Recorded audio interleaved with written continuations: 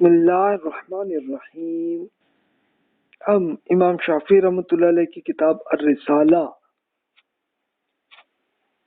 کی سٹڈیز کر رہے ہیں، اور آپ کو یاد ہوگا کہ اب تک 3 لیکچرز تو ہوئے ہیں کہ جس میں شروع میں تو خیر میں نے ہی ایک مقدمے کے طور پہ کیا کہ اوور آل ویو آپ کے سامنے آ جائے۔ یہ پہلے 2 لیکچرز میں رہا، پھر اس کے بعد تیسرے لیکچر میں یہ جو پہلا باب ہے تعارف، جو فرسٹ چیپٹر ہے، اس پہ ہماری بات چلی تھی۔ تو آج ہمارا چوتھا لیکچر ہے کہ جو کہ البیان، جو کہ دوسرا چیپٹر ہے۔ اچھا، یہ آپ کو یاد ہوگا کہ میں نے پہلے عرض کر دیا کہ یہ چیپٹرز کا فارمیٹ، اس کو ایک ماڈرن فارمیٹ میں اس کو ایسے کر دیا ہے۔ اب ظاہر ہے کہ امام شافعی رحمۃ اللہ علیہ نے جس زمانے میں انہوں نے لکھا تھا تو ان کا یہ طریقہ نہیں تھا۔ اچھا، لیکن آپ ظاہر ہے کہ ان کی اگر شروع سے آخر تک بک پڑھیں تو آپ کو بہت ساری چیزیں ہی وہ کلیئر نہیں ہو رہی ہوں گی آپ کی، تو حقیقت یہ ہے۔ تو جناب یہ ایک معاملہ، بہرحال یہ مسئلہ ہے، تو یہ آپ کو بھگتنا پڑے گا یہ۔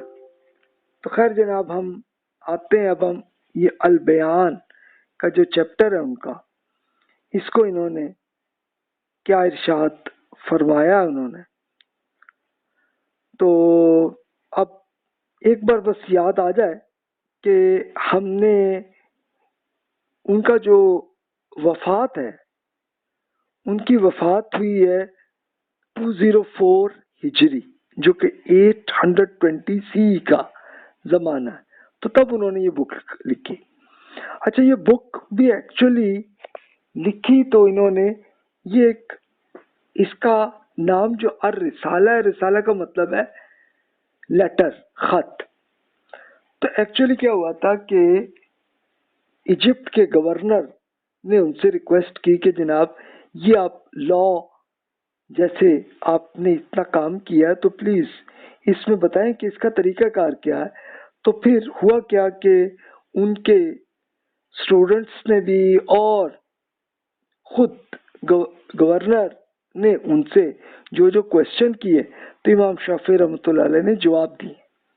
تو پہلے اسی لیے سٹارٹ میں انہوں نے انٹروڈیوس کروا دیا، پھر البیان پہ انہوں نے بات شروع کی ہے۔ تو جناب آئیے ہم اس کا مطالعہ کرتے ہیں کہ انہوں نے سٹارٹ میں کیسی بات کی۔ وہی ہے کہ جو پچھلے لیکچر میں بھی دیکھا آپ نے، سیم وہی ہے۔ البیان ایک وسیع اصطلاح ہے جس کے بہت سے معنی ہیں، یعنی یہ معنی اگرچہ بنیادی طور پر ایک ہی مادے سے نکلتے ہیں لیکن کچھ مختلف ہیں۔ ان تمام معنی کا ایک مشترک پہلو یہ ہے کہ ایک واضح حکم، ایک واضح، یعنی اللہ تعالیٰ نے جو جو ہمیں حکم جو دینا تھا وہ پورے کا پورا کلیئر طریقے سے قرآن میں اللہ نے دے دیا۔ یہ حکم ان لوگوں کے لیے بالکل متعین اور واضح تھا جن کے زبان میں قرآن نازل تھا، اگرچہ اس کی اہمیت یکساں ہے، لیکن ان میں سے بعض احکام میں زیادہ زور دے کر انہیں مزید واضح کر دیا۔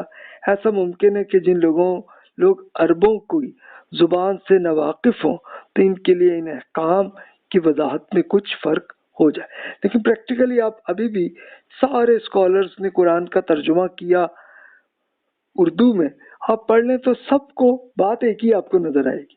وہ ٹھیک ہے، ہر اسکالر کے جملے اور ان کا ایک سٹائل اور الفاظ وہ ڈیفرنٹ ہوں گے، لیکن کانسیپٹ ایک ہی ہوگا، اور جو اللہ کا حکم ہے وہ پورے کا پورا آپ کو وہی نظر آئے گا۔ تو پھر امام شافعی کہتے ہیں کہ اپنے سابقہ احکام کی طرح اللہ تعالیٰ نے اپنی کتاب میں جو احکامات اپنی مخلوقات پر مجموعی طور پر واضح کیے تھے اور جن کے ذریعے اپنی عبادت اور اطاعت کی دعوت دی تھی، کچھ اقسام پر مشتمل ہے۔ پہلی قسم احکامات کا وہ مجموعہ ہے کہ جو اس نے اپنی مخلوق پر لازم کیا ہے، مثلا نماز، زکوٰۃ، حج اور روزہ۔ اس نے کھلے چھپے برے کاموں سے بھی منع کیا، مثلا بدکاری، شراب، مردار کھانا، خون اور خنزیر کا گوشت کھانا۔ اللہ تعالیٰ نے یہ واضح کر دیا کہ وضو کیسے کیا جائے۔ اسی طرح اور بہت سے معاملات ہیں جنہیں اللہ تعالیٰ نے اپنی کتاب کے متن میں کے کانٹینٹ میں واضح طور پر بیان کر دیا۔ اچھا، یہ جتنا ہے اس میں تو پوری امت میں، آپ انڈونیشیا سے لے کے کینیڈا تک آپ پورے مسلمانوں کے دیکھ لیں، سب اس کو سمجھتے ہیں، ایسے ہی اس پہ عمل کرتے ہیں، یعنی جو بھی کم از کم دین پہ عمل کرنا چاہ رہے ہو تو اسی طرح ہی کرتے ہیں۔ اچھا، دوسری قسم ان احکامات پہ ہیں کہ جنہیں اس رب نے اپنی کتاب میں فرض تو قرار دیا ہے، لیکن ان پر عمل کرنے کے طریقے کی وضاحت اس نے اپنے رسول صلی اللہ علیہ وسلم کے ذریعے کر دی ہے۔ اس کی مثال ہے کہ جیسے نمازوں کی تعداد، زکوٰۃ کی شرح، یعنی شرح کیا ہے، اس کی کیلکولیشن کتنے پرسنٹ ہے، اور ان کی اوقات، یعنی نماز کا ٹائم کیا ہے، زکوٰۃ کا ٹائم کیا ہوگا، تو یہ اس طرح سے۔ تو اسی طرح کے مزید احکامات بھی ہیں کہ جو اس نے اپنی کتاب میں نازل فرمائے۔ یعنی ظاہر ہے کہ اللہ تعالیٰ کو ایک پوری طرح نماز ہے کیا یہ بتانے کی ضرورت نہیں تھی، اس لیے کہ رسول اللہ صلی اللہ علیہ وسلم کی امت جو عرب تھے، جو اہل کتاب بھی تھے اور مشرکین بھی تھے، تو یہ سب ہی حضرت ابراہیم علیہ السلام کی امت تھے، اور ان کو اصل نماز ہے کیا یہ سب کچھ پہلے ہی معلوم تھا، اور اسی پہ عمل کرتے تھے۔ لیکن رسول اللہ صلی اللہ علیہ وسلم نے اسے کنفرم کرتے ہوئے صحیح طریقے سے کر کے بھی بتایا، ٹھیک ہے لوگوں نے کچھ غلطیاں بھی کرنی ہوں گی تو ان کو بھی ٹھیک کر دیا اس معاملات کو۔ اچھا، تیسری قسم کے احکامات وہ ہیں کہ جنہیں اللہ کے رسول صلی اللہ علیہ وسلم نے اپنے ارشادات یا عمل کے ذریعے متعین کر دیا ہے، لیکن ان کے بارے میں قرآن میں کوئی نص یعنی ایک واضح بیان نہیں ہے۔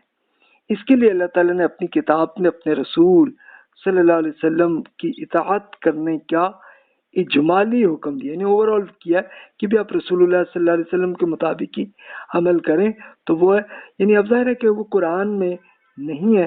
اچھا، دوسری ہے کہ سنت، تو وہ ہے کہ جو تمام صحابہ کرام کو کر کے پریکٹیکلی دکھا دی، سمجھا دی، وہ بھی پوری امت میں آ گیا، اس میں بھی کوئی اختلاف نہیں ہے۔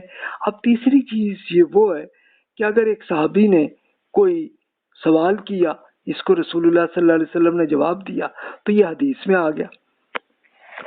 اچھا، اسی طرح کوئی ایک پریکٹیکل واقعہ ہوا، تو اس پریکٹیکل واقعے میں رسول اللہ صلی اللہ علیہ وسلم نے کمنٹس کر دی۔ اس کے یہ ایک ایگزامپل دیکھیے کہ جیسے ایک خاتون، بلکہ لڑکی تھیں، صحابہ تھیں، تو اب وہ رسول اللہ صلی اللہ علیہ وسلم کے پاس آئیں اور کہنے لگیں کہ جی میرے ابا جان نے میری شادی کر دی ہے، لیکن میں اس شخص کو بالکل پسند نہیں کرتی، اور میں جو ہے نا یہ ڈر لگتا ہے کہ کہیں میں ایمان سے نکل ہی نہ جاؤں کہیں، یعنی وہ ظاہر ہے کہ ان صاحب کو پسند نہیں کرتی تھیں۔ تو رسول اللہ صلی اللہ علیہ وسلم نے ان سے پوری بات سن لی، سمجھ لی، کہا کہ بیٹی آپ نہیں کرنا چاہ رہی، نہیں تو بس ٹھیک ہے، آٹومیٹیکلی رسول اللہ صلی اللہ علیہ وسلم نے انہی خاتون پر جو نکاح تھا اس کو کینسل کر دیا۔ اب یہ ایک واقعہ ہے نا، تو اس واقعے سے یہ پتہ چلتا ہے کہ خاتون جس مرد سے شادی نہیں کرنا چاہتی، تو ایون اگر پیرنٹس بھی زبردستی ایسا کرا رہے ہوں تو تب بھی وہ نکاح نہیں ہوتا، اسے یہ سامنے میں آ جاتی بات۔ تو امام شافعی کہتے ہیں اب چوتھی قسم ان احکامات کی ہیں کہ جس میں اللہ تعالیٰ نے اپنے بندوں کو اجتہاد کرنے کا حکم دیا ہے، یعنی آپ لاجیکلی سوچیں اس میں اور بالکل اس طریقے سے ان کی اطاعت کا امتحان لیا ہے جیسا کہ اس نے قرآن اور سنت کے دیگر احکامات کے معاملات میں امتحان لیا ہے۔ اللہ تعالیٰ کا ارشاد ہے، بسم اللہ الرحمن الرحیم، وَلَنَبْلُوَنَّكُمْ حَتَّى نَعْلَمَ الْمُجَاهِدِينَ منکم والصابرین ونبلو اخبارکم. ہم ضرور آپ کی آزمائش میں ڈالیں گے تاکہ آپ کے حالات کی جانچ کریں آپ پہ، اور یہ دیکھ لیں کہ آپ میں سے مجاہد اور ثابت قدم کون لوگ ہیں. یہ سورہ محمد وہ صورت ہے کہ جس میں جہاد کا طریقہ کار اس میں کیا. تو اللہ تعالیٰ نے کہا کہ یہ آپ پہ امتحان کرنا اللہ تعالیٰ نے. اچھا، آل عمران میں ارشاد ہے وَلِيَبْتَلِيَ اللَّهُ مَا فِي صُدُورِكُمْ وَلِيُمَحَّصَ مَا فِي قُلُوبِكُمْ. یہ تو اس لیے تھا تاکہ اللہ تعالیٰ آپ کے سینوں میں سے جو کچھ ہے اسے آزما لے، اور آپ کے دلوں میں جو کھوٹ ہے اسے چھانٹ دے. آبجیکٹو یہی ہے اللہ تعالیٰ کے لیے کہ تاکہ یہ پتہ چلے کہ بھی واقعی آپ کہتے ہیں آپ ایمان لا چکے ہیں، آپ نیکی پہ عمل کر رہے ہیں، تو آپ کا ایک پریکٹیکلی کر کے جب یہ پریکٹس آ جائے گی تو تب اس پہ اللہ تعالیٰ رزلٹ دے گا. ورنہ ظاہر ہم عمل ہی نہیں کریں گے تو پھر تو نہ تو اس پہ جزا نہ سزا. لیکن یہ اس پہ آتی. پھر سورۃ الاعراف میں ارشاد ہے قال عسى ربكم ان يهلك عدوكم ويستخلفكم في الارض فينظر كيف تعملون. قریب ہے وہ وقت جب آپ کا رب آپ کے دشمن کو ہلاک کر دے اور آپ کی زمین میں حکومت عطا کر دے، پھر دیکھے کہ آپ کیسا عمل کرتے ہیں. یعنی اللہ تعالیٰ نے اب ظاہر ہے کہ صحابہ کرام کو اتنی حکومت بھی دی، تب ان کا امتحان ہو رہا تھا کہ ہاں جی اب تم اس پہ عمل کیا کرو گے. اب مسجد الحرام کی طرف رخ کرنے کے لیے اللہ تعالیٰ نے رسول اللہ صلی اللہ علیہ وسلم کو حکم دیا تھا، تو وہاں پہ بھی اسی امتحان ہی کی بات چل رہی. فرمایا قد نرا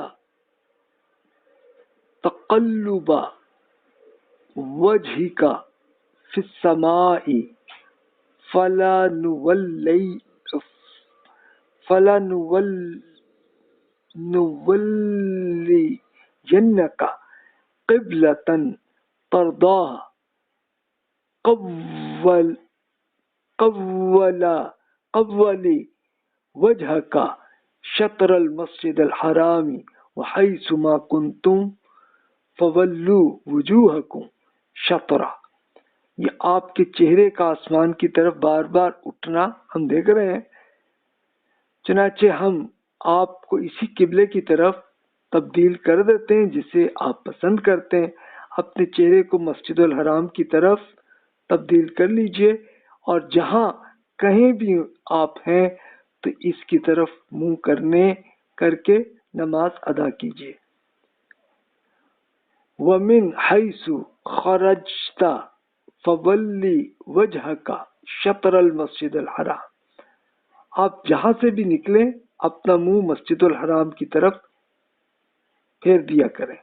یعنی ایکچولی کیا تھا کہ جب رسول اللہ صلی اللہ علیہ وسلم پہلے مکہ مکرمہ میں ہمیشہ حرم شریف کعبہ شریف کی طرف ہی نماز پڑھتے تھے اور ایسے ہی تھا، لیکن جب مدینہ آئے تو اللہ تعالیٰ نے ایک امتحان کے طور پر یہ کیا اللہ تعالیٰ نے معاملہ کہ جناب اب آپ مسجد اقصیٰ کی طرف رخ کر کے وہاں آپ نماز پڑھا کریں.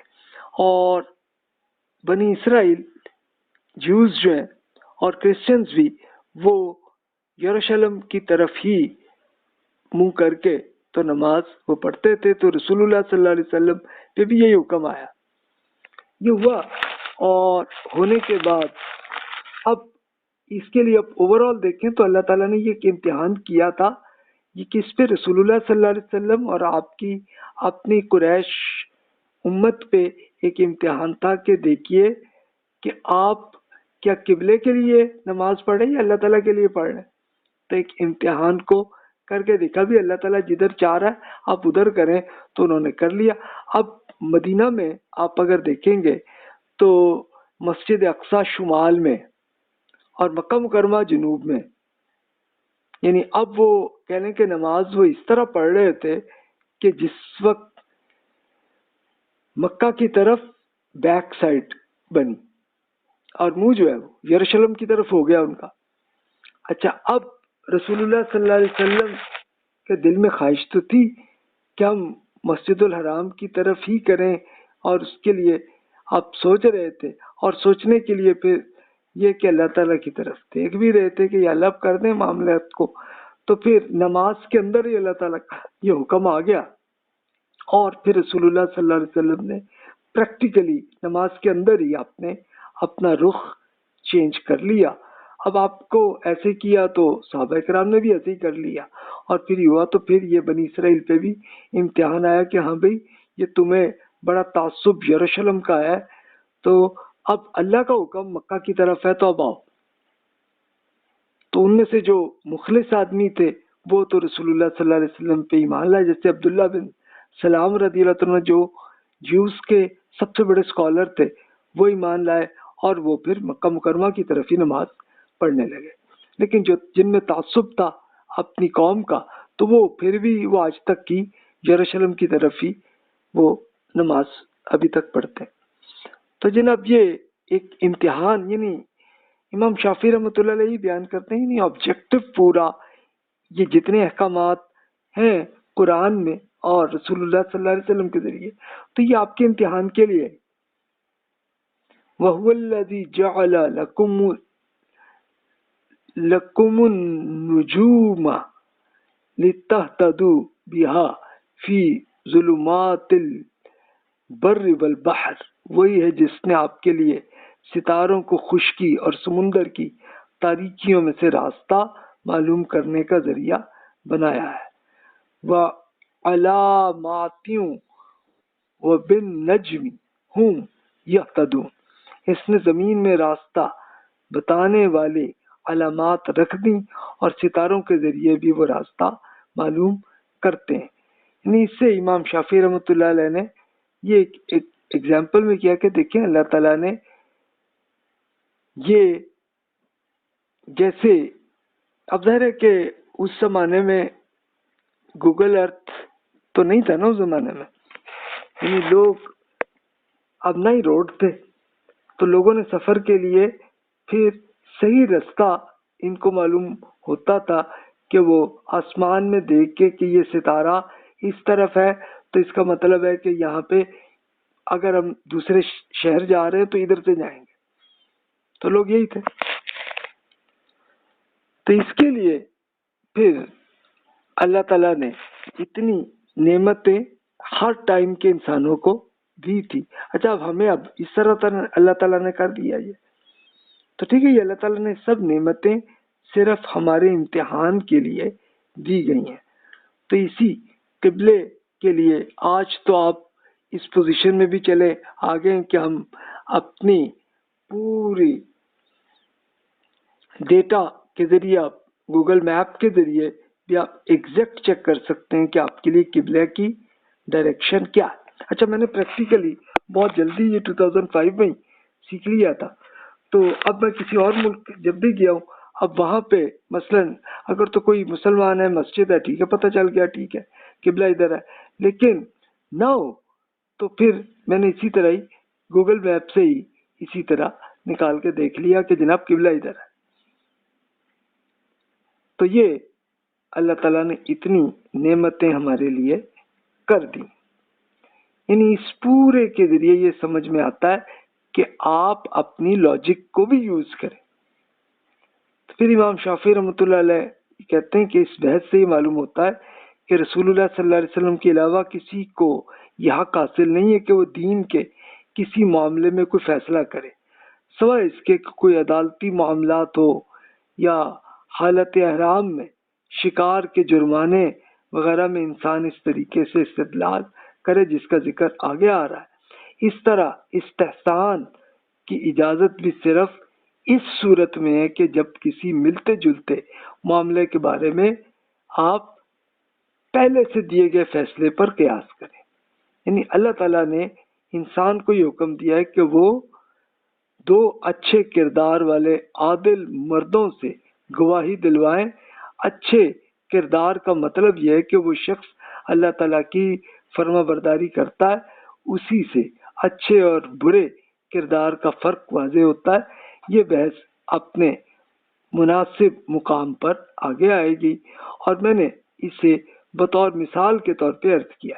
اچھا، آپ کہیں گے کہ یہ کیا چیز ہے؟ تو اگر آپ کے علم میں ہو تو ٹھیک ہے، نہیں ہے تو میں عرض کر دیتا ہوں کہ اس کے لیے امام شافعی رحمۃ اللہ علیہ نے یہ مثال دی ہے نا کہ دیکھیں کہ اگر تو جو اللہ تعالیٰ نے قرآن میں دے دیا، رسول اللہ صلی اللہ علیہ وسلم نے پوری امت کو دے دیا، بتا دیا، تو پھر اصل دین کا حکم تو یہ ہے. عام آدمی کوئی اور قانون بنانے کی کوئی اس کو اجازت نہیں ہے. ہاں، اگر کبھی کوئی مقدمہ آ جائے تو پھر وہ عدالت اس کا فیصلہ کرے گی. اور پھر امام شافعی رحمۃ اللہ علیہ نے ایک اور مثال دی ہے، یہ قرآن مجید میں ہمیں اس کا دیا ہوا ہے کہ بھی احرام، یعنی جب آپ حج کے لیے یا عمرے کے لیے آپ احرام باندھے ہوئے ہیں تو اس عرصے میں آپ شکار نہیں کر سکتے، اور اگر کر لی تو اللہ تعالیٰ نے اس کا یہ بتا دیا ہے کہ جناب آپ اسی جیسا ملتا جلتا جانور جس کو آپ شکار کر بیٹھے ہیں تو اس پہ آپ پھر پینلٹی آپ پہ یہ ہے کہ آپ وہ اس کے لیے قربانی ادا کریں. اچھا، اب یہ ہوتا ہے نا کہ بعض کوئی گرے ایریا بھی آتا ہے، تو پھر اس کے لیے یہ بھی بتا دیا گیا کہ بھی آپ اپنے قافلے میں کچھ اچھے معقول 2 آدمیوں سے آپ یہ گواہی بھی کروائیں کہ وہ فیصلہ کریں. کیا جی، مثال کے طور پر ایک مثال کے طور پہ کوئی اگر بکرا مل گیا، اس کا کوئی انہوں نے شکار کر لیا تو پھر تو ٹھیک ہے، آسان کام ہے کہ بکرا ہی آپ ایک اور قربانی آپ ادا کریں، پینلٹی یہ تھی. لیکن اگر کوئی اور طرح کا جانور آ گیا تو اب فیصلہ کرنا آ جائے گا کہ جی جناب اس پہ لیے اب پینلٹی کتنی ہوگی. اچھا، آج کے زمانے میں وہ ویلڈ نہیں ہے، اس لیے کہ پہلے زمانے میں یعنی یہ احرام کے لیے صرف 100 کلومیٹر کا ہی تھا. ابھی بھی میقات جو ہے اتنی ہے. ہاں، مدینہ سے مکہ آ رہے ہیں تو 400 کلومیٹر ہے، اتنی ہے. تو اب اس کے اندر آج کل تو کوئی ایشو نہیں ہے، 400 کلومیٹر بھی آپ کے لیے کچھ نہیں ہے، 4 گھنٹے کی بات ہے. آج کل تو ٹرین بھی چل گئی تو 2 گھنٹے کا کام ہے، تو اس میں آپ کو کوئی شکار کی ضرورت ہی نہیں. لیکن قدیم زمانے میں یہ سفر بہت لمبا ہوتا تھا. یعنی آپ مدینہ سے مکہ آ رہے ہیں، 400 کلومیٹر ہے، تو اونٹ پہ آپ آ رہے ہیں تو اونٹ کا اتنا ہوتا تھا پورا ایک دن میں جا کے بڑی مشکل 50 کلومیٹر پورے ہوتے تھے. تو پھر آپ خود کیلکولیٹ کر لیں، کوئی 8 گھنٹے میں مکہ پہنچتے تھے. تو بیچ میں اب ظاہر ہے کہ کھانے کی تو ضرورت ہے نا.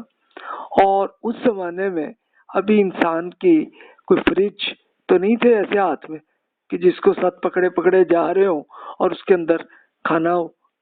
تو اس لیے ان کو بیچ میں مشکل آتی تھی، اور یہ بھی نہیں تھا کہ ہر موقع پہ ہی آپ کو جناب کوئی ہوٹل مل جائے، مشکل کام تھا نا. تو اللہ تعالیٰ نے یہی امتحان کیا. تو پھر اگر تو آپ گوشت نہ کھانا چاہیں، سبزی ہے، اور سبزی بھی ایسی ہے کہ جو 8 دن چل جائے تو چلو پھر ٹھیک ہے، پھر تو کوئی ایشو نہیں. لیکن یہ اس زمانے کا ایشو تھا، آج کل کا ایشو نہیں. تو بہرحال اس مثال کو امام شافعی رحمۃ اللہ علیہ بیان کرتے ہیں. تو اب پھر ایسے احکام کے بارے میں کہ جو قرآن میں واضح کر دی ہیں، اس کے لیے ایک ایگزامپل کے طور پہ امام شافعی رحمۃ اللہ علیہ بیان کرتے ہیں. سورۃ البقرہ میں یہ حج اور عمرے کے بارے میں حکم ہے، فرمایا فمن تمتع بالعمرۃ الی الحج فمستیسر من الہدی فمن لم یجد فصیام 3 ایام فی الحج و 7 اذا رجعتم تلک عشرۃ کاملۃ ذالک لمن لم یکن اہلہ حاضر المسجد الحرام.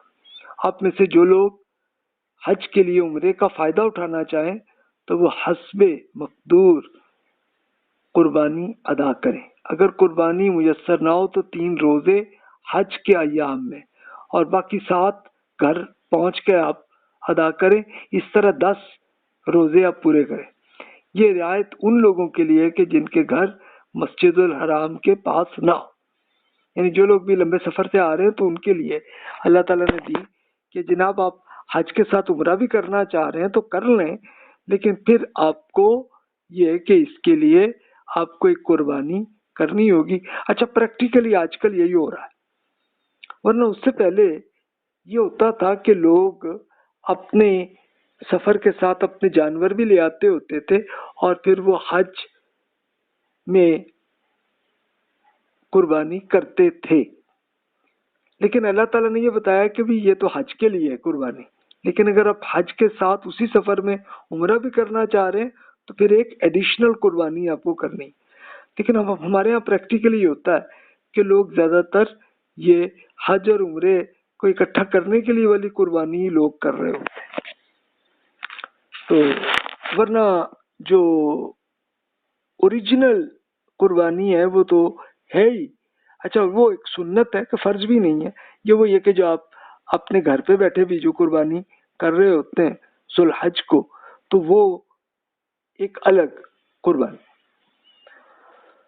تو اب امام شافعی کہتے ہیں کہ اس آیت میں جن لوگوں سے خطاب کا حکم ہے کہ وہ اچھی طرح جانتے تھے کہ حج کے دوران 3 دن کے روزے اور واپس آنے کے بعد 7 مزید روزے کر کے 10 پورے کرنے، تو اس لیے اللہ تعالیٰ نے بتایا کہ 10 روزے پورے کرنے. اللہ تعالیٰ کے اس ارشاد کا مطلب یہ ہے کہ اس سے مزید وضاحت کر دی کہ یہ جناب وہ 3-7 میں کیلکولیٹ کو بھی اللہ نے کر کے 10 آپ کو بتا دیے کہ 10 روزے آپ کو کرنے ہیں. اچھا اسی طرح اور مثالیں بھی امام شافعی بیان کرتے ہیں قرآن مجید سے. وَوَعَدْنَا مُوسَى 30 لَيْلَةً وَأَتْمَمْنَاهَا ب10 فَتَمَّ مِيقَاتُ رَبِّهِ 40 لَيْلَةً. ہم نے موسیٰ کو 30 راتوں کے لیے طلب کیا اور پھر 10 دن کا اس میں اضافہ کیا. اس طرح ان کے رب کی مقرر کردہ ٹائم 40 دن بن گئے. یہ دیکھیے اب یہ 30 اور 10 اللہ نے الگ الگ کیے، لیکن پھر کیلکولیٹ بھی کر کے بتایا. یعنی اللہ تعالیٰ نے یہ بتایا، امام شافعی یہ بیان کرتے ہیں کہ بھی اسی میں یہ ایگزامپل سے آپ کو یہ کلیئر ہو جانا چاہیے کہ بھی آپ کو کئی چیزیں جہاں پہ آپ کو میتھس کی آپ کو ضرورت پڑے گی کیلکولیٹ آپ کریں وہاں پہ. مراد یہ ان کی کہ امام امام حضرت موسیٰ علیہ السلام کو کیا کیا گیا تھا کہ انہیں ایک 30 رات کے لیے ان کے لیے اعتکاف کے لیے بلایا گیا تھا، اور پھر اللہ نے 40 راتیں کر لی تھی، کیونکہ اس میں اللہ تعالیٰ 10 کمانڈمنٹس دے رہے تھے جو تورات کے مین احکامات ہیں، تو وہ وہاں پہ تھے.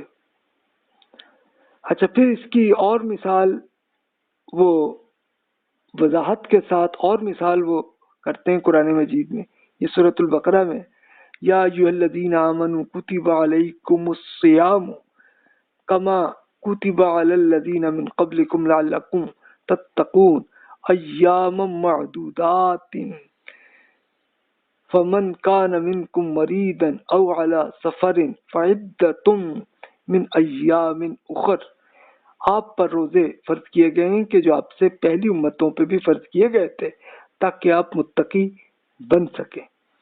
چند مقرر دنوں کے لیے یہ روزے ہیں.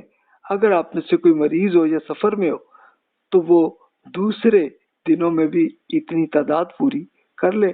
یعنی وہ بتا دیا گیا کہ رمضان ہی اصل ہے، تو رمضان میں اگر آپ نہیں کر پا رہے، یعنی مریض اور سفر کا اللہ نے دی ہے، تو اب یہاں پہ آپ مزید قیاس کر سکتے ہیں. کوئی اور مشکل ہے، کوئی اور پرابلم ہے تو اس کے ساتھ بھی آپ کر سکتے ہیں کہ آپ پھر رمضان کی بجائے کسی اور ٹائم میں اتنے ہی دن جو ہے آپ پورے کر لیں۔ پھر اگلے یہ ارشاد ہوا شہر رمضان الذی انزل فیہ القرآن ہدی للناس وبینات من الہدی والفرقان فمن شہد منکم الشہر فلیصمہ ومن کان مریضا او علی سفر فعدۃ من ایام اخر۔ یعنی رمضان وہ مہینہ ہے کہ جس میں قرآن نازل ہوا جو انسان کے لیے سراسر ہدایت ہے اور ایسی واضح تعلیمات پر مشتمل ہے جو راہ راست دکھانے والی اور حق و باطل کا فرق کھول دینے والی ہے۔ اس لیے اب سے جو شخص اس مہینے کو پالے تو اس سے پورے مہینے کے روزے کرنے، اور اگر مریض یا مسافر ہو تو پھر وہ دوسرے دنوں میں گنتی پوری کر لے۔ تو یہ دیکھیں نا کہ اللہ تعالیٰ نے خود بتا دیا قرآن میں کہ بھی حکم یہ ہے، اور اس کے لیے پھر اللہ تعالیٰ نے آپشن بھی دے دی کہ بھی اگر آپ کو کوئی مشکل ہے، مثلا مریض ہے، سفر میں ہے یا کوئی اور پرابلم ہے، تو اس پہ آپ قیاس کر کے آپ یہ سوچ سکتے ہیں کہ یہ جناب اس طرح سے روزے کریں گے۔ اس کے لیے ایک دلچسپ کیس مجھ سے ایک سوال کیا ایک دوست نے کہ بھی وہ کینیڈا میں رہتے ہیں، اور کینیڈا میں اب ٹائم کا بڑا ایشو ہے۔ یعنی کیا ہوتا ہے کہ گرمیوں میں کوئی 20-21 گھنٹے کا دن ہوتا ہے اور بس 2-3 گھنٹے کا ہی رات ہوتی ہے، اور سردی آ جائے تو سردیوں میں پھر دن جو ہے وہ صرف بس 3-4 گھنٹے کا ہی ہوتا ہے اور باقی جو 20 گھنٹے رات ہوتی ہے۔ تو میں وہی کہا کہ بھی رمضان میں ہوتے ہوئے اگر یہ گرمی میں آ جائے تو پھر تو وہ 20 گھنٹے تک وہ پریکٹیکلی نہیں ہو رہا۔ میں نے کہا بھی پھر ٹھیک ہے، آپ اللہ تعالیٰ نے یہ جو آپشن مریض یا مسافر کی جو اجازت دے دی ہے اسی کو آپ قیاس کر کے اپلائی کر سکتے ہیں۔ ظاہر ہے کہ وہاں پہ ٹائم بہت لمبا ہے نا، کہ وہ پھر پریکٹیکلی 20 گھنٹے تک کا روزہ ایک مشکل کام ہوتا۔ اچھا کچھ لوگ سمجھتے ہیں کہ نہیں جناب میں 20 گھنٹے کر لوں گا تو کر لو بھائی، ٹھیک ہے کوئی پرابلم نہیں، لیکن جس کو مشکل ہے تو ان کے لیے پھر اللہ تعالیٰ کی یہ آپشن اویلیبل ہے۔ اچھا اگلا وہ بیان 2 کیا ہے کہ یہ احکام جس سے واضح کرنے کی ضرورت ہی نہیں، یعنی اتنا کلیئر حکم ہے اللہ تعالیٰ کا۔ اس کی وہ مثال شیئر کرتے ہیں، اذا قمتم الى الصلاة فاغسلوا وجوہکم وایدیکم الى المرافق فامسحوا برؤوسکم وارجلکم الى الکعبین وان کنتم جنبا فطہروا۔ جب آپ نماز کے لیے اٹھیں تو منہ اور ہاتھ کہنیوں تک، اپنی کوہنیوں تک دھو لیجئے، سروں پر مسح کر لیجئے اور پاؤں ٹخنوں تک دھو لیجئے۔ اگر جنابت کی حالت ہو تو پھر نہا کر پاک ہو جائے۔ یعنی جنابت کیا ہوتی ہے کہ یہ سیکسول ریلیشن میاں بیوی نے کیا ہے تو پھر اس پہ ہے کہ آپ لازمی پھر نہا لیں۔ ولا جنوبا الی عابر سبیل، یعنی اگر آپ جنابت کی حالت میں نماز کے قریب نہ جائیں سوائے اس کے کہ راستے سے ہی بس گزرنا ہو۔ اچھا یہ اب رسول اللہ صلی اللہ علیہ وسلم کے زمانے میں ہی معاملہ تھا، اب نہیں ہے۔ یعنی اس میں یہ تھا کہ رسول اللہ صلی اللہ علیہ وسلم کی فیملی کے گھروں کے دروازے وہ مسجد نبوی پہ جا کے کھلتے تھے، تو اس لیے اللہ تعالیٰ نے ان کو یہ دی آپشن کہ بھی اگر آپ نے ازدواجی تعلق اگر کیا ہے قائم تو پھر آپ نہا لیں پہلے۔ اچھا نہانے میں اگر نہیں ہے پانی یا کوئی مسئلہ ہے، اب آپ کو کہیں جانا ہے ذرا پانی لینا ہوگا تو آپ جائیں کدھر سے بھی، یہ بتایا گیا کہ بھی نماز میں نہ جائیں، اور پھر آپ یہ ٹھیک ہے کہ صرف اگر رستے سے ہی گزرنا ہے تو گزر لیں، کوئی بات نہیں وہ کر لیں، کیونکہ ظاہر ہے کہ پانی لینا ایک مشکل کام تھا نا. مدینہ منورہ میں تو پھر بھی پانی مل جاتا تھا ایزیلی، لیکن یہ کہ ذرا دور سے جا کے اکٹھا کر کے لانا پڑتا تھا. تو اس لیے اللہ تعالیٰ نے یہ آپشن دے دی. اچھا اب آپ یہ دیکھیے کہ وضو کے لیے، استنجا اور غسل کے لیے اب یہ اللہ تعالیٰ کو ایکسپلین کرنے کی کوئی ضرورت نہیں کہ جناب وضو کیسے کرنا ہے، غسل کیسے کرنا ہے. غسل تو ہر انسان کو پتا، چاہے مسلمان ہو غیر مسلم ہو. وضو کے لیے اللہ تعالیٰ نے 4 پوائنٹس بتا دیے: منہ، ہاتھ کوہنیوں تک دھونا اور پاؤں ٹخنوں تک دھونا، اس کو بتا دیا. اور سر پہ بس صرف مسح کر لیں، یعنی وہی کہ ہاتھ آپ نے گیلے کر کے اس کے وہاں سے گزر جائیں، بس اتنی بات ہے. اچھا اب آپ کے ذہن میں سوال ہوگا کہ وہ پھر یہ بھی تو آتا ہے نا کہ آپ وضو کے اندر منہ کے اندر آپ وہ کلی بھی کرتے ہیں اور ناک بھی صاف کرتے ہیں. تو یہ سب رسول اللہ صلی اللہ علیہ وسلم نے پریکٹیکلی جب منہ کو دھویا تو دھونے میں یہ کام بھی کر دیا نا، یعنی ناک اور منہ کے اندر حلق تک یہ جو معاملہ ہوتا ہے تو اس کو بھی، یہ بھی منہ کا حصہ ہی ہے سب، تو اس کو بھی صاف کر لیں. تو اس لیے وہ اس کا ایک حصہ بن گیا کہ وہ سنت کے طور پہ رسول اللہ صلی اللہ علیہ وسلم نے کر دیا اس کے لیے. تو یہ اب دیکھیے کہ اس سے اب قرآن کو پڑھنے سے ہمیں یہ دین کے احکامات ہمارے سامنے آ جاتے ہیں.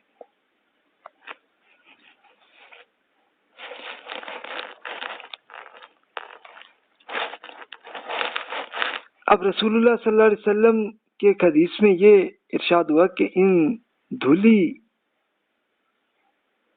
ایڑیوں کو آگ کا عذاب دیا ہے. یعنی ایڑی، یعنی اگر پاؤں اچھی طرح نہیں دھویا تو وہ ایڑی رہ گئی تو بھی یہ اس پہ تو پھر عذاب آ سکتا ہے. تو اس لیے اچھی طرح پاؤں دھوئیں، مراد یہ ہے اس کی. اچھا پھر امام شافعی رحمۃ اللہ علیہ قرآن مجید کی اور مثالیں عرض کرتے ہیں. میں اس کا صرف ترجمہ عرض کر دیتا ہوں سورۃ النساء کا کہ اگر میت صاحب اولاد ہو تو اس کے والدین میں سے ہر ایک کے لیے اس کے ترکے کا 6واں حصہ ہے، اور اگر اس کی اولاد نہ ہو تو اس کے والدین ہی وارث ہو تو ماں کے لیے 3واں حصہ ہے، اور اگر میت کی بہن بھائی ہوں تو پھر ماں 6 حصے کی حقدار ہوگی. یعنی یہ اللہ تعالیٰ نے یہ آپ کی وراثت کی کیلکولیشن کا بتا دیا کہ بھی اگر ایک صاحب فوت ہوئے تو ان کی جتنی وراثت، یعنی جو کچھ بھی ان کا ترکہ تھا، ترکہ کیا اس میں ظاہر کیش ہوں گے، پراپرٹی ہوگی، گاڑی ہوگی، سب کچھ ہوگا نا وہ. تو اس کے لیے اللہ تعالیٰ نے بتا دیا کہ بھی وہ صاحب تو فوت ہوئے ہیں لیکن ان کے والدین زندہ ہیں، تو پھر والدین کے لیے اس کے لیے ترکے کا 6واں حصہ ہر ایک کو، یعنی ماں کو بھی 6واں حصہ. 6واں حصہ کیا؟ 1/6. اس کو آپ اگر کر لیں پرسنٹیج میں، اگر آپ کرنا چاہیں تو کتنا آئے گا؟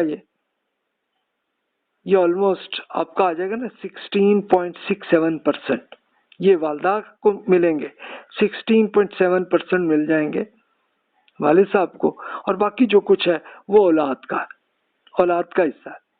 اچھا اولاد جو ہے وہ اس کے لیے اللہ تعالیٰ نے پھر وہی اسی آیت میں یہ بتا دیا کہ جناب جو بیٹے ہوں گے تو بیٹوں کے لیے ڈبل ہوگا بیٹیوں کی نسبت.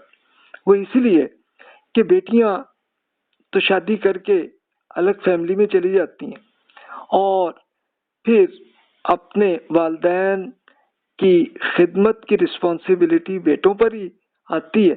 تو اسی لیے یہ ہے کہ اب وہ ظاہر ہے کہ اپنے پیرنٹس یعنی جو فوت ہوئے ہیں ان کے والد والدہ زندہ ہیں تو ان کو پہلے دے دیں، پھر اس کے بعد باقی جو اماؤنٹ ہے وہ ان سب میں آپ ڈیوائڈ کر لیں بیٹے بیٹیوں میں. اور یہ بتا دیا کہ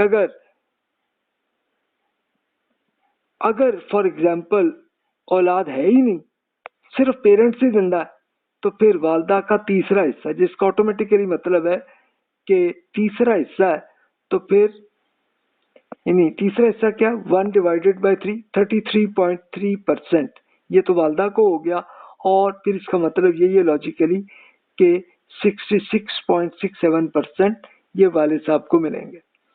لیکن اگر اولاد نہیں ہے لیکن میت کے بہن بھائی ہیں، تو پھر بہن بھائی وہی سٹیٹس ان کو مل جائے گا کہ جو بیٹا اور بیٹی کے تھے، کہ پھر والدہ کو وہی چھٹے حصہ ملے گا، یعنی والد زندہ ہیں تو ان کو بھی چھٹا حصہ ہی، یعنی وہی 16.67% ان کو مل گیا، اور باقی وہ پھر بھائی بہنوں میں ڈیوائڈ ہو جائے گا۔ یہ بھائی بہن کا سلسلہ تب آتا ہے کہ جب اپنے اولاد نہیں ہے۔ پھر آگے اللہ تعالیٰ نے مزید ارشاد فرمایا کہ آپ کی بیویوں کے لیے جو کچھ ترکہ چھوڑا ہے، آپ کے لیے اس کا نصف حصہ ہے اگر وہ بے اولاد ہو۔ اولاد ہونے کی صورت میں آپ پہ چوتھائی حصہ ہے، جبکہ میت کی گئی وصیت پوری کر دی جائے اور اس پہ واجب الادا قرض ادا کر لیا جائے۔ وہ بیویاں آپ کے ترکے میں سے چوتھائی حصہ ہوں گے اگر آپ بے اولاد ہو، ورنہ صاحب اولاد کی صورت میں بیگم کو 8واں حصہ مل جائے گا۔ لیکن اس میں بتا دیا کہ اگر وصیت آپ نے کی ہے تو وہ پہلے پوری ہوگی، اور قرض جو ہے تو جو آپ کی لائبلٹی ہے اس کو پہلے ادا کریں۔ اچھا، اگر وہ مرد اور عورت بے اولاد ہو اور اس کے ماں باپ بھی نہ ہو مگر اس کے ایک بھائی یا بہن ہو، تو پھر بھائی یا بہن ہر ایک کو چھٹا حصہ ملے گا۔ اگر بھائی بہن ایک سے زیادہ ہو تو کل ترکے کے تہائی میں سے وہ سب شریک ہوں گے، جبکہ میت کی طرف سے کی گئی وصیت پوری کر دی جائے گی اور میت پر واجب الادا قرض ادا کر لیا جائے گا، بشرطے کہ کسی کو نقصان نہ پہنچایا جائے۔ یہ حکم ہے اللہ کی طرف سے، اور اللہ تعالیٰ کا دانا اور بینا اور نرم خو ہے۔ اب یہ آپ دیکھ لیجئے کہ بھی یعنی اگر آپ کی بیگم فوت ہو گئی اور بیگم کا کوئی بچہ نہیں ہے، تو پھر اس کا مطلب یہ ہے کہ آپ شوہر کے طور پہ آپ کو مل جائے گا آدھا حصہ، یعنی 50% آپ کو مل جائے گی۔ اور اگر اولاد ہے بیگم کی تو پھر آپ کا ملے گا 25%۔ اچھا، اب آپ فوت ہو جائیں اور آپ کی بیگم ہو، تو پھر بیگم کے کیس میں یہ ہوگا کہ اگر آپ کی کوئی اولاد نہیں تھی تو پھر بیگم کا 25% حصہ ہے، لیکن اگر اولاد ہے تو پھر یہ 8واں حصہ بنے گا 12.5%، یہ بیگم کو مل جائے گا۔ اور اگر مرد عورت کے بے اولاد ہو اور اپنے پیرنٹس بھی نہ ہو تو پھر وہ بھائی بہن اس کے سچویشن میں آ جائیں گے، وہ پھر ان کو مل جائے گا۔ تو امام شافعی یہ کہتے ہیں کہ یہ دیکھیں کہ یہ سب تفصیلات غیر ضروری، مزید کوئی کرنے کی ضرورت ہی نہیں، اللہ تعالیٰ نے اتنا کلیئر کر دیا کہ پھر تو آپ کو کسی اور فردر کیلکولیشن کی ضرورت ہی نہیں آتی۔ یہ بات حدیث سے پتہ ہوتی ہے کہ وصیت ترکے کی 1/3 سے زیادہ نہیں ہونی چاہیے۔ یعنی یہ ہوا کہ یعنی وصیت کیا ہے کہ آپ نے ایک ول کر دی، یعنی آپ نے کسی غریب آدمی کو یا آپ اگر کسی دینی ادارے کو آپ کچھ دینا چاہ رہے ہیں تو دے سکتے ہیں۔ آپ وصیت سے پہلے آپ ول کر لیں۔ تو ول کے لیے رسول اللہ صلی اللہ علیہ وسلم کا ایک کیس ہوا، ایک صحابی نے وہ چاہ رہے تھے کہ اپنی پوری پراپرٹی کو دینی خدمت کے لیے استعمال کریں، تو رسول اللہ صلی اللہ علیہ وسلم فرمایا کہ نہیں بھی 1/3 کی لمٹ تک ہی آپ اتنی ہی کریں، مزید نہ کریں، کیونکہ آپ کے بچے ہیں، آپ کی بیگم ہے، وہ ان کا حصہ لازمی ان کے پاس پہنچ جائے، تو وہ آپ کریں لازمی۔ تو یہ وضاحت رسول اللہ صلی اللہ علیہ وسلم نے کی۔ اچھا، اس کے لیے ایک اور بڑا ایک انٹرسٹڈ کیس ہوا کہ جیسے انہی آیت میں یہ آ گیا نا کہ ایک صاحب فوت ہوئے لیکن ان کے والد والدہ زندہ ہیں، ان کا کتنا حصہ ہے؟ تو ایک ایسا کیس ہوا، یہ ابو بکر صدیق رضی اللہ عنہ کی حکومت تھی، تو اس وقت ہوا کیا کہ وہ صاحب فوت ہوئے، ان کی پیرنٹس بھی فوت ہو چکے تھے پہلے، لیکن ان کی دادی زندہ تھی. تو دادی جو ہے وہ پھر خلیفہ کے پاس آ گئی مقدمہ لے کے کہ جناب یہ پھر میرا پوتا فوت ہوا ہے تو پھر مجھے کچھ ملے گا کہیں. تو ابو بکر صدیق رضی اللہ عنہ نے یہی اس کے لیے کیا کہ بھی دادی جو ہیں وہ بھی تو آپ کی والدہ کی طرح ہی ہے، تو جو والدہ کا جتنا حصہ ملنا تھا وہ والدہ تو فوت ہو گئی لیکن اب یہ دادی کو ملیں گے. اور دادا اگر زندہ ہو تو ظاہر ہے کہ والد فوت ہو گئے ہیں تو والد کو جتنی حصہ ملنا تھا تو اتنا ہی ان کے دادا کو مل گیا. یعنی آپ یہ دیکھیں کہ ایسا دلچسپ کیس ہے کہ پوتا فوت ہوا، اس کے والد فوت ہوئے لیکن ان کی دادی زندہ. ایسے کیس بھی ہو جاتے ہیں. اچھا، اب امام شافعی اب تیسرا پوائنٹ آتے ہیں سنت پہ. سنت میں وہ بیان کرتے ہیں قرآن مجید میں ان الصلاۃ کانت علی المؤمنین کتابا موقوتا، بے شک نماز مومنین پر مقررہ ٹائم پر فرض ہے. وَأَقِيمُوا الصَّلَاةَ وَآتُوا الزَّكَاةَ، نماز قائم کیجیے اور زکوٰۃ دیجیے. وَأَتِمُّوا الْحَجَّ وَالْعُمْرَةَ لِلَّهِ، اللہ کے لیے حج اور عمرہ پورا کریں.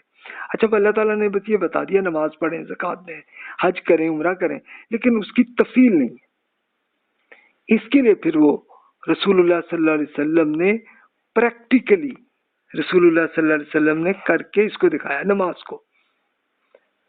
اور یہ کوئی ایک دن نہیں کیا، یعنی رسول اللہ صلی اللہ علیہ وسلم پوری زندگی میں نماز پڑھتے رہے، کرتے رہے. اور ظاہر ہے کہ یہ ایمان لانے سے پہلے بھی وہ حضرت ابراہیم علیہ السلام کی نسل سے ہی تھے نا، تو ان کو نماز کا طریقہ تھا. ٹھیک ہے، کچھ غلطیاں کچھ ہو گئی ہوں گی، تو اس کو رسول اللہ صلی اللہ علیہ وسلم نے کسی کی غلطی دیکھی تو بتا دیا کہ نہیں بھی ایسے نہیں، ایسے کر لیں. زکوٰۃ کی کیلکولیشن کے لیے ابھی بھی آپ تورات میں پڑھیں تو سیم وہی کیلکولیشن ہے جو رسول اللہ صلی اللہ علیہ وسلم نے کر کے دی. اچھا، حج ایک بڑا کلیئر طریقہ عمرہ کا وہ ابراہیم علیہ السلام سے چلا آ رہا تھا، اس کے لیے بتا، لیکن جہاں غلطیاں تھیں تو قرآن میں اللہ تعالیٰ نے بتا دیا کہ بھی یہ نہیں کرنا آپ. اور مثال کے طور پر بڑا دلچسپ کیس تھا کہ وہ جناب ایک لوگوں نے یہ سوچا ہوا تھا کہ یار حج کریں تو ظاہر ہمارے گناہ انشاءاللہ معاف ہو جائیں گے، تو ہم پھر گھر کے دروازے سے واپس نہ آئیں بلکہ اس کے لیے وہ پوری بیک سائڈ سے اپنی دیوار پہ جمپ کر کے تو وہاں سے نکل کے آتے تھے. تو قرآن میں اللہ تعالیٰ نے بتا دیا بھائی ایسی بیوقوفانہ حرکت کرنے کی کوئی ضرورت نہیں ہے. کہ آپ حج کرنے گئے تو پھر اللہ تعالیٰ سے جو بھی آپ دعا کریں گے تو انشاءاللہ اللہ تعالیٰ قبول کر لے گا آپ کی گناہوں کی. تو یہ سنت کے ایگزامپل امام شافعی نے کیا. پھر اس کے بعد امام شافعی رحمۃ اللہ علیہ کا چوتھا پوائنٹ یہ ہے کہ سنت میں بیان کردہ احکامات، کہ البیان میں وہ تمام احکامات ہیں کہ جو رسول اللہ صلی اللہ علیہ وسلم نے حدیث میں پھر وہ بیان فرمائے ہیں، اگرچہ یہ احکامات قرآن میں بیان نہ ہو. جیسا کہ ہم نے اپنی اس کتاب میں بیان کیا کہ اللہ تعالیٰ نے اپنے بندوں پر اپنے جس احسان کا ذکر کیا ہے تو رسول اللہ صلی اللہ علیہ وسلم انہیں کتاب اور حکمت کی تعلیم دیتے ہیں، اور اس کے لیے یہ حکمت سے مراد رسول اللہ صلی اللہ علیہ وسلم کی سنت ہے. اس کے لیے وہی کیس جیسے میں نے وہ عرض کیا کہ بھی ایک صحابی چاہ رہے تھے کہ میں ایک ول کے طور پر اپنی وراثت میں جتنی اماؤنٹ ہے سب میں دینی خدمت پہ لگا دوں، تو رسول اللہ صلی اللہ علیہ وسلم کو جیسے معلوم ہوا آپ نے فرمایا کہ نہیں بھی نہ کریں یہ، اس لیے کہ آپ کی فیملی، آپ کے بچے، آپ کی بیگم، ان کا بھی حق ہے. تو اس لیے آپ نے بہت ہی لمٹ اگر کرنی ہے تو بس اب 33% تک ہی کریں، اس سے زیادہ نہ کریں کہ ول نہ زیادہ کریں. تو اب امام شافعی رحمۃ اللہ علیہ اب اس پہ وہ بیان کرتے ہیں کہ پہلی قسم تو ان احکامات پہ ہیں کہ جو کتاب اللہ میں وضاحت کے ساتھ بیان کیے گئے کہ وحی کے نزول کے بعد مزید کسی وضاحت کی ضرورت نہیں ہے. جو قرآن میں جتنی ڈیٹیل میں ہے تو وہاں تو کوئی اور آپ کو جانے کی ضرورت نہیں. لیکن دوسری قسم کے احکامات وہ ہیں کہ جو اللہ تعالیٰ نے حکم کا اجمالاً فرض کیا ہے، لیکن رسول اللہ صلی اللہ علیہ وسلم نے پوری جامعیت کے ساتھ اس کو تفصیلات بیان کر دی ہیں. مثال کے طور پہ اللہ تعالیٰ نے اتنے بتایا نا، نماز پڑھیں، بس جتنی جگہ پہ بھی آپ پڑھیں پورے قرآن میں یہی ہے.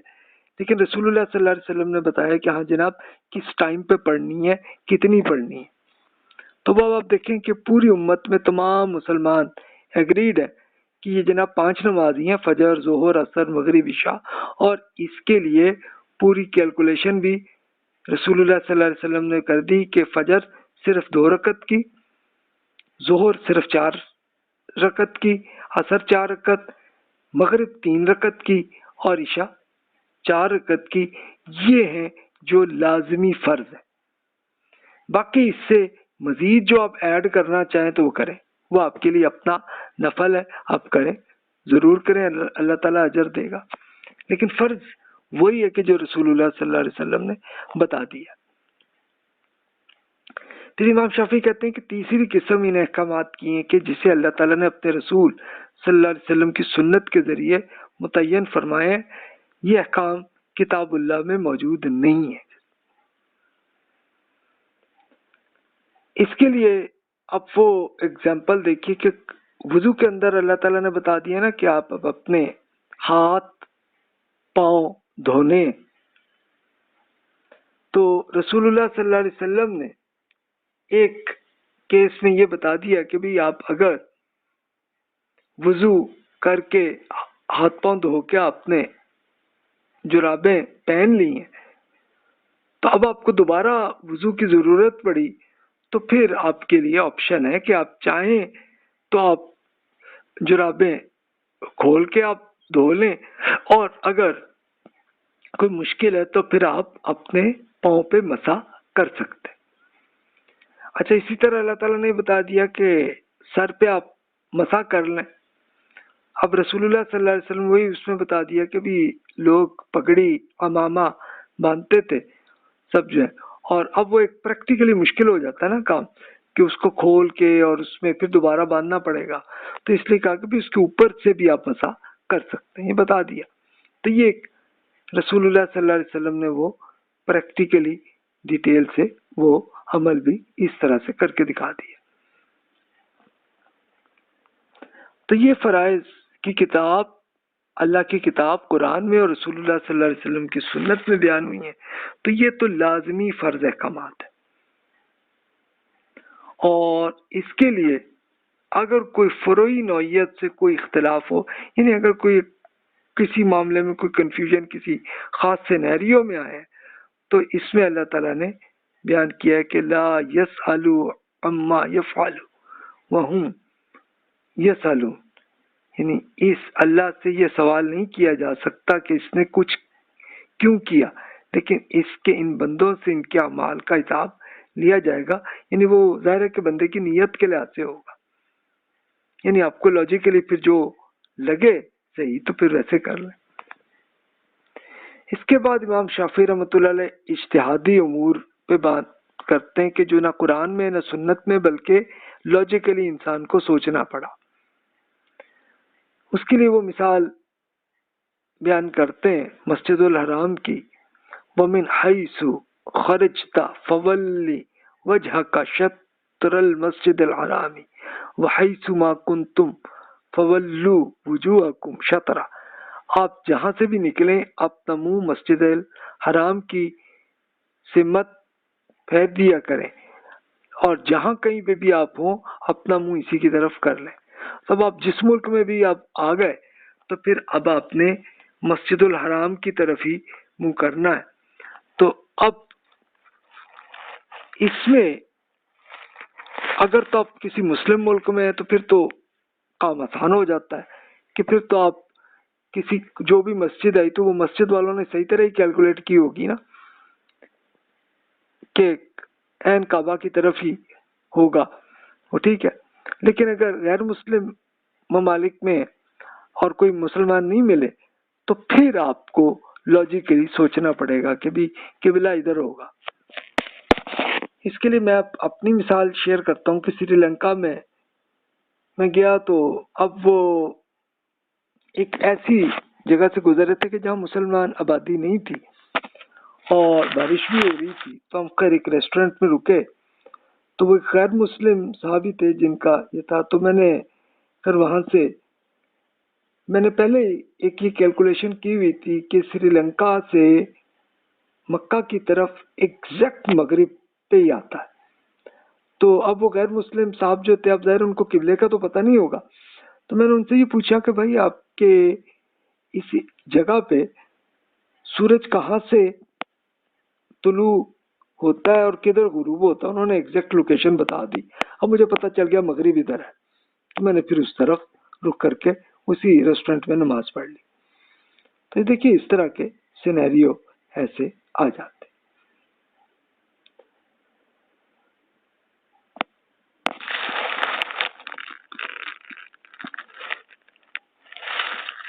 امام شافعی رحمۃ اللہ علیہ نے کچھ شاعری بھی کی کہ عربوں کی، اس کے لیے آپ خود پڑھ لیجئے گا۔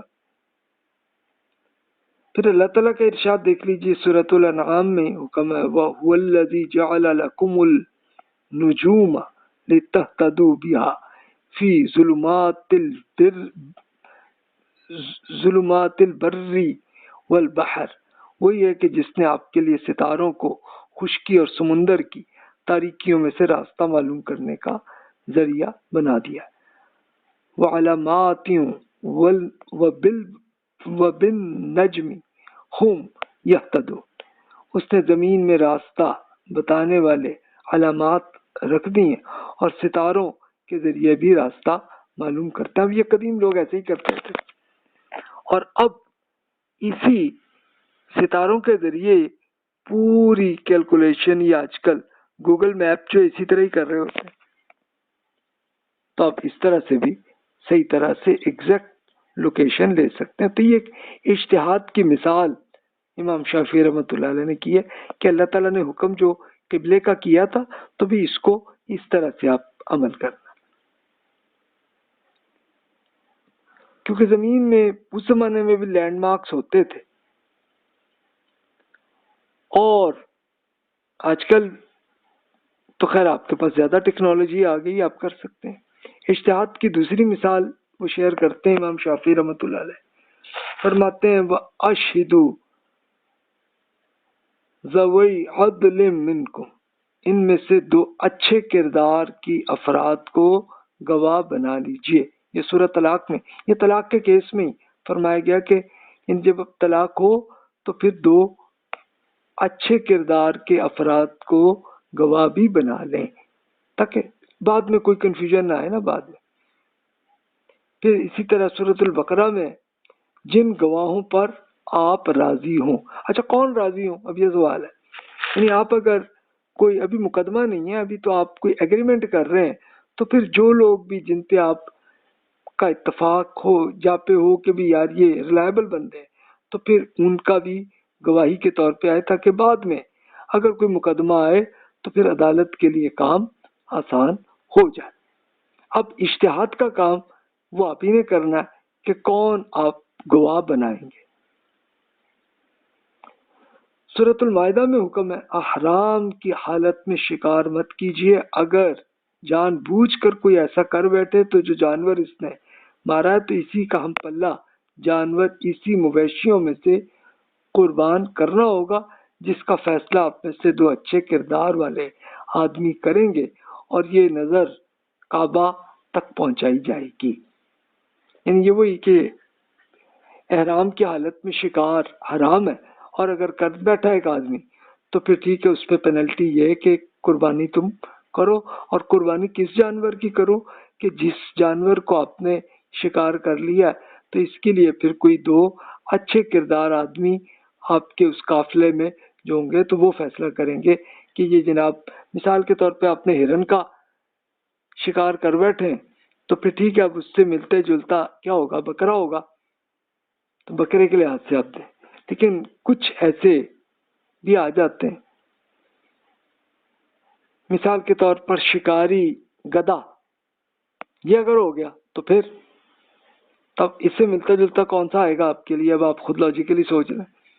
تو اس کے لیے پھر اللہ تعالیٰ نے بتایا کہ کوئی دو اچھے آدمی وہ فیصلہ یہ کرے. تو یہ اس طرح کی مثال امام شافعی رحمۃ اللہ علیہ اجتہاد سے کرتے ہیں کہ بھی اب لاجیکلی آپ اسے اس طرح سے سوچیں. تو اب ظاہر ہے کہ قیاس اللہ تعالیٰ نے اب قیاس کیا ہے کہ ایک ملتی جلتی چیز. اب اللہ تعالیٰ نے شراب حرام کر دی، قرآن میں ہے، تو اس میں اس کی وجہ کیا ہے کہ انسان نشے میں آتا ہے کہ جس میں انسان کی لاجک ختم ہو جاتی ہے. تو پھر اس کا مطلب یہ ہوا کہ پھر نشے کی ہر چیز جو ہے وہ بھی حرام ہوگی. آج کل کا چرس، ہیروئن، افیون، کچھ اور بھی جو بھی آپ سوچ رہے ہیں، جو چیزیں بھی آج کل ہوتی ہیں، یہ سب چیزیں سیم وہی حکم ہوگا کہ جو قرآن میں شراب کے بارے میں حکم ہے کہ یہ حرام. قیاس کی ایک اور اگزامپل آپ دیکھ لیجئے، اونٹ، گائے اور بکری پر رسول اللہ صلی اللہ علیہ وسلم نے زکوٰۃ کی کیلکولیشن کی بتا دی کہ جی اتنے اونٹ ہوں تو اس پہ اتنا اونٹ آپ نے زکوٰۃ پہ دینے، اتنی گائے ہیں تو اس میں سے. یہ ظاہر اس زمانے میں ہر لوگوں کے اپنے اپنے فارم ہوتے تھے. تب مسلمان پہ جب انڈیا میں آئے تو بھینس یہ ایک نیا جانور ہے، یہ اب اس پہ کتنی کیلکولیشن ہوگی. تو تمام اسکالرز نے پھر اس میں کہا کہ یہ بالکل گائے سے ملتی جلتی چیز ہے، ٹھیک ہے جی. تو یہ ایک قیاس کی ایگزامپل ہے. پھر امام شافعی رحمۃ اللہ علیہ بیان کرتے ہیں اجماع یعنی اتفاق رائے ہو جائے تو پھر یہ بڑا اچھا کہ جیسے میں نے وہی مثال دی کہ جیسے گائے بالکل ایکولنٹ تمام اسکالرز نے اسی پہ کیا کہ یہ جناب بھینس بالکل گائے جیسی چیز ہے، تو اس پہ اتفاق رائے ہو گیا، ٹھیک ہے. اور جب نہ ہوا تو پھر اختلاف ہوگا، تو پھر آپ کو جو زیادہ مضبوط دلیل جہاں ملے تو وہ آپ کے لیے پھر ہے. تو جناب اینڈ پہ کرتے ہیں تو امام شافعی رحمۃ اللہ علیہ کہتے ہیں کہ ان مثالوں کا علم بھی ضروری ہے کہ جو اللہ تعالیٰ نے اس لیے بیان کی ہیں کہ گناہوں سے بچا سکیں. دنیا کے معاملات میں لذت اندوز ہونے کے لیے بعض پیدا ہونے والی غفلت سے پرہیز کریں اور نوافل یعنی نفل کے ذریعے اپنے درجات میں اضافہ کریں. یہ عالم دین کی ذمہ داری ہے کہ وہ صرف اسی معاملے پہ اپنی رائے کی اظہار کرے جس کے بارے میں اسے پوری طرح یقینی علم حاصل ہو. ایسے بہت سے واقعات ہیں کہ جس میں علم نے اپنی رائے کا اظہار اس وقت تک نہیں کیا جب تک کہ انہیں اس کے لیے مجبور نہیں کیا گیا. یعنی دینی قوانین میں خاموشی اور احتیاط سلامتی کے زیادہ قریب ہے. یعنی اگر کوئی آپ کے ذہن میں سوال آیا، آپ ایک اسکالر ہیں، تو پھر آپ اس میں سوچیں، ریسرچ کریں اچھی طرح، اپنی محنت سے پورے اس علم کو سمجھیں، پھر اس کے بعد آپ ڈیسیژن لیں. لیکن خواہی جس میں آپ کا کوئی معاملہ ہی نہیں ہے تو اس میں پھر فتویٰ نہ کریں. تو یہ امام شافعی رحمۃ اللہ علیہ نے بیسٹ پریکٹس کی ہے بیان. تو جناب اب یہاں پہ ہم اسے مکمل کرتے ہیں. تو انشاءاللہ اگلے لیکچر میں اسلامی قانون کا علم یہ اب ایک پریکٹیکل اور یہ کویسچن آنسرز کی شکل میں اگلا چیپٹر وہ آئے گا. جزاک اللہ خیر واحسن الجزا.